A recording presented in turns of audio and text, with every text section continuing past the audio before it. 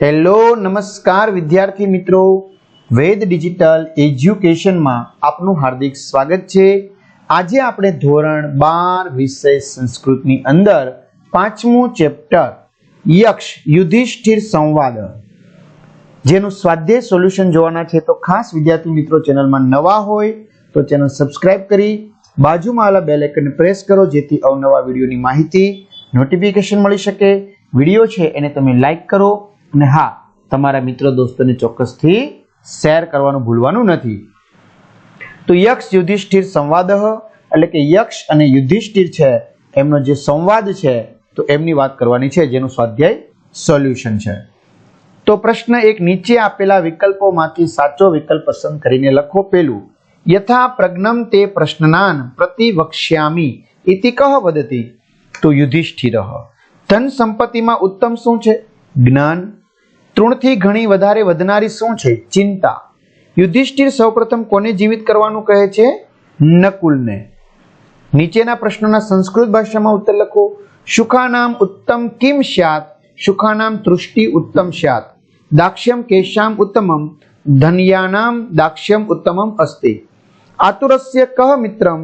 ભિક્ષક આતુરસ્ય મિત્રમ અસ્તિ। કહ ગતિમ લભતે? ધર્મરતક જનઃ ગતિમ લભતે। બહુ મિત્ર કર કિમ લભતે? બહુ મિત્ર કર સુખમ લભતે। મિત્રો બોર્ડમાં પૂછાઈ ગયેલો છે। પ્રશ્ન 3, નીચેના પ્રશ્નોના ગુજરાતી ભાષામાં ઉત્તર લખો। પેલું, યક્ષે અન્ય 4 પાંડવોને શા માટે અચેતન કરી દીધા હતા? તો અન્ય 4 પાંડવોએ યક્ષના પ્રશ્નના ઉત્તર આપ્યા સિવાય તેમજ તેની અનુમતિ લીધા વિના સરોવરમાંથી પાણી પીવાનો ઉપક્રમ કર્યો હતો। તેથી તે સરોવર પર પહેલાથી જ પોતાનો અધિકાર ધરાવતા યક્ષે 4 પાંડવોને અચેતન કરી દીધા હતા। હવે જો ઘણા બધા વિદ્યાર્થી મિત્રોની કમેન્ટ આવતી હોય છે કે સર અમારે જુદા જુદા સ્વાધ્યાય સોલ્યુશનોની પીડીએફ જોતી હોય તો અમારે સર શું કરવું? ભાઈ તમે ડોન્ટ વરી, ચિંતા ન કરો સર, બોર્ડની પરીક્ષાના પેપરો, અસાઇનમેન્ટના પેપરો મને ક્યાંથી મળશે? તો વિદ્યાર્થી મિત્રો, વેદ ડિજિટલ એજ્યુકેશન નામની એપ્લિકેશન તમે ગૂગલ પ્લે સ્ટોર કે જ્યાંથી ગેમ ડાઉનલોડ કરો છો ને ત્યાં જઈને અત્યારે જ ડાઉનલોડ કરો, જેમાં ઇકોનોમિક્સ ગુજરાતીના પેપરો વિડીયોઝ છે, બધા સ્વાધ્યાય અભ્યાસ પરીક્ષાનું અસાઇનમેન્ટ આ બધું જ તમને મળશે। ડાઉનલોડ કરી ઓપન કરી તમારો મોબાઈલ નંબર નાખી રજીસ્ટ્રેશન કરી પેડ કોર્સમાં તમે વહી જશો એટલે તમને બધી પીડીએફ મળશે મટીરિયલની। એક્ઝામ પેપરમાં પેપરો 3 થી 12 માં 3 થી 12 ધોરણના વિડીયો, તમારા ભાઈ બહેન કોઈ અન્ય ધોરણમાં ભણતા હોય તો પણ તમે એને જાણ કરી શકો છો। ચલો, ભૂમિથી ભારે અને આકાશથી ઊંચું કોણ છે? તો માતા ભૂમિ પૃથ્વીથી ભારે અને પિતા આકાશથી ઊંચા છે। પ્રવાસી અને ગૃહસ્થીનો મિત્ર કોણ છે? પ્રવાસીનો મિત્ર સંઘ અને ગૃહસ્થીનો મિત્ર તેની પત્ની છે। પ્રિય વચન બોલનાર શું પ્રાપ્ત કરે છે? પ્રિય વચન બોલનાર સૌનો પ્રિય બને છે, તે સર્વ લોકોનો સ્નેહ પ્રાપ્ત કરે છે। યક્ષ બધા ભાઈઓને શા માટે જીવિત કરે છે? તો યક્ષ અને યુધિષ્ઠિરના સંવાદમાં અંતે યુધિષ્ઠિરના ઉત્તરોથી પ્રસન્ન થયેલો યક્ષ તેના કોઈ પણ એક ભાઈને સચેતન કરવા કહે છે ત્યારે યુધિષ્ઠિર યક્ષને જણાવે છે કે હે યક્ષ, મારા મતે શ્રેષ્ઠ બાબતોમાં કરુણા શ્રેષ્ઠ ધર્મ છે, તેથી તે નકુલને સહજીવન કરવા કહે છે। આમ ધન કે કામનાઓ કરતા કરુણાને ઉત્તમ માનનારા યુધિષ્ઠિરના ઉત્તરથી પ્રસન્ન થયેલો યક્ષ તેના બધા ભાઈઓને જીવિત કરે છે। યુધિષ્ઠિરને પાણી પીતા કોણ રોકે છે? તો અદ્રશ્ય રહેલો કોઈ યક્ષ યુધિષ્ઠિરને પાણી પીતા રોકે છે। પવન કરતા વધુ ઝડપી શું છે?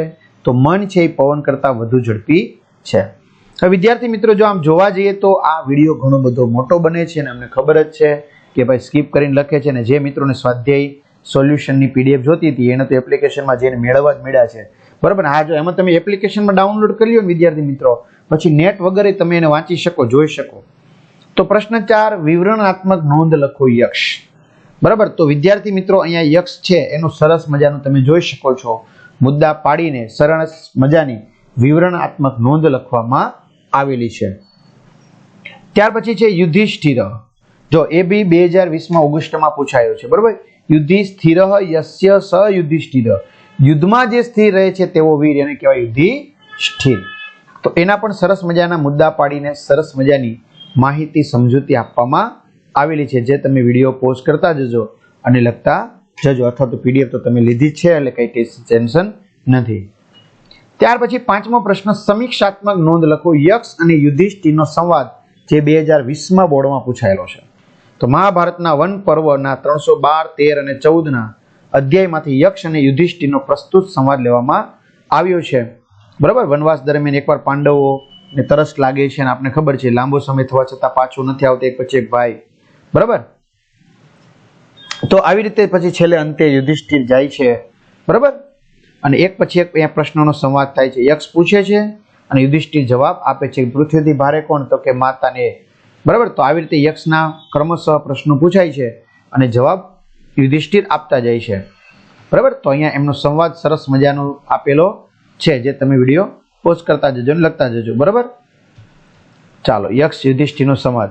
અંતે યક્ષ કહે છે, હે સર્વધની રાજા, સરસ ઉત્તરો આપેલા, ટૂંકમાં પ્રસન્ન થાય છે એના પર. દયા જ શ્રેષ્ઠ ધર્મ છે.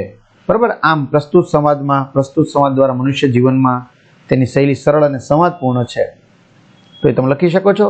ત્યાર પછી યક્ષ યુધિષ્ઠિર સંવાદની પૃષ્ઠભૂમિ. તો એમાં પણ વિદ્યાર્થી મિત્રો તમે સરસ મજાના મુદ્દા પાડીને અહીંયા આપેલા છે, જે તમે લખી શકશો. બરાબર, તેઓ પાછા ન આવતા છતાં તૃષાની ભારે પીડાથી હે યુધિષ્ઠિર ધર્મરાજ.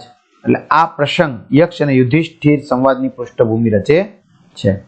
ચલો, નીચેની પંક્તિઓ સંદર્ભ સમજાવો. આ નૃશંસ્યમ પરો ધર્મ પરમાનાર્થ ચ મે મતમ, જે માર્ચ 2018માં પૂછાયો છે. એનું અનુવાદ સ્પષ્ટીકરણ આપેલું છે. બરાબર, જે મુદ્દા વાઇઝ તમે વ્યવસ્થિત રીતે અહીંયા આપેલું છે, લખેલું છે, તો એ તમે લખી શકો છો. બરાબર, તો આ રીતે સરસ મજાનું સ્વાધ્યાય સોલ્યુશન પૂર્ણ થાય છે. તો આની પીડીએફ આપણે કીધું કે અન્ય વિષયોની પીડીએફ કે વિડીયોઝ કે પછી તમારો અસાઇનમેન્ટ તમને એપ્લિકેશનમાંથી મળી જવાનું છે. તો અહીં સુધી રાખીએ. અસ્તુ. જય હિન્દ, જય ભારત.